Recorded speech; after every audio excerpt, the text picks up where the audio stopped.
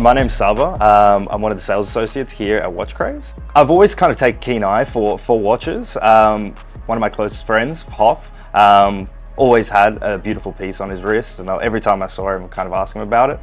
The opportunity came up to join the team and kind of let that passion become a career. My personal preference, I love Rolex. I think there's such a unique history that's so extensive, but I love the fact that their designs have kind of remained timeless. The three that we have here are extremely popular pieces. So this one here is a GMT Master 2 with the Batman bezel. This one's on an oyster band, but it's very, very popular piece, very common and very sought after. Next is a little bit more dressy of a piece. This one on a Jubilee band with an 18 karat white gold fluted bezel.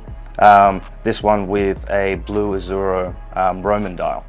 Very popular piece, very sought after again, but can be worn a little bit more as a dress-up watch, wear it with a suit, whereas something like the Batman, you can either dress it down wearing shorts, t-shirt, or you could dress it up wearing a suit as well.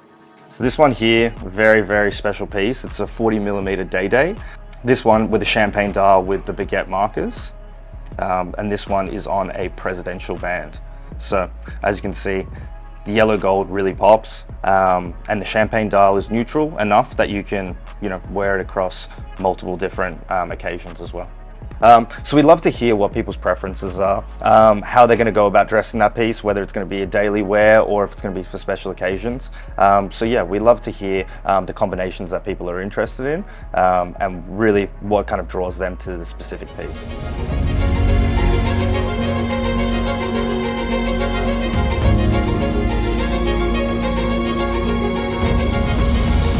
My name's Hoff. I'm the owner and co-founder of WatchCraze. This started as a hobby about 9 years ago, and it became a sort of a side business, and now we're a full-grown business. My first purchase was a $4,000 RWC Pilot. My hand was shaking when I was actually tapping the credit card back then. So that actually started my passion for more serious type watches. This is my dream career. I never imagined myself behind this desk, getting to play with all these amazing timepieces, meeting all these amazing people.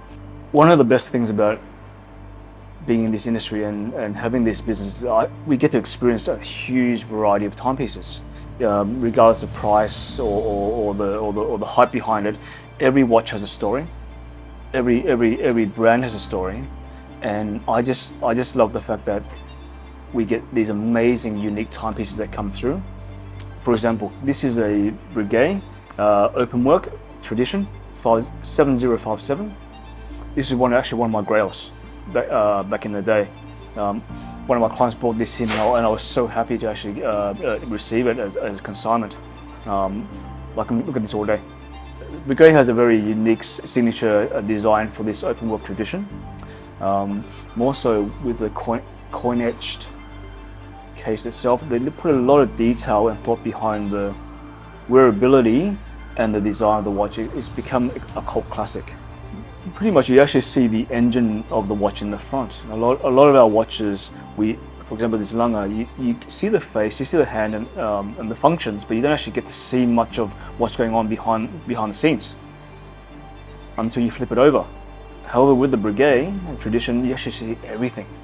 I'm really excited and very grateful and blessed to have the opportunity to actually showcase the type of pieces we receive at WatchCraze, but also just behind the scenes on how we actually work as well, and how we do business. A bit of behind the scenes. We'd like to show people how the industry sort of works, the type of pieces we get in, our amazing team as well that we get to showcase.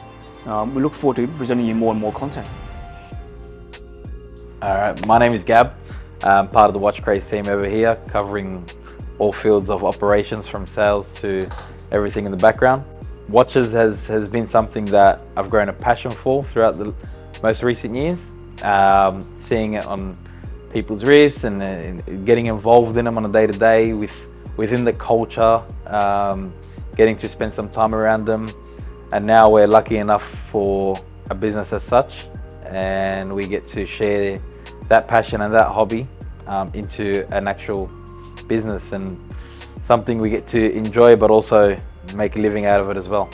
Sydney is a lot larger than what meets the eye. We've got many types of clientele, ranging from all different generations and professions and cultures, and it just allows us to broaden our spectrum in terms of the pieces we get, the way we target them, and the way we maneuver them in and out of the city, the states, and the countries themselves. So within Sydney, I can definitely say that there's a variety. It's like a mixed bag of everything. We've got people that are collectors. We've got people that trade them weekly or monthly or daily, whatever it may be.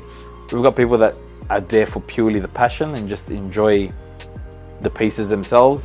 And then we've got obviously the people that aspire and set goals for monumental moments to actually buy such a piece, and we get to share that passion with them and those experiences and those sentimental moments. So we cover all bases, and we're faced with a lot of different types of clientele, but I guess that's what we enjoy most. I think as a watch dealer, it's hard to narrow down something, but I guess we can. I guess each of us can narrow down a particular style or brand or whatever. For me, it's obviously the Audemars Piguet, just because of the variety within their ranges and the options that you get. But I think narrowing down a piece is a lot harder because you're faced with different pieces every day. By the time you've set your eyes on something, the next day something else comes up.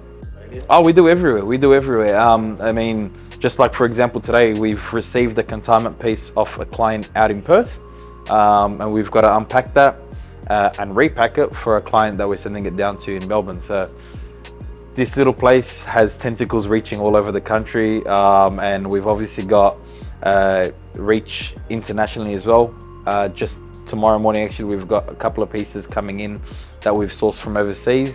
So we reach wherever we can.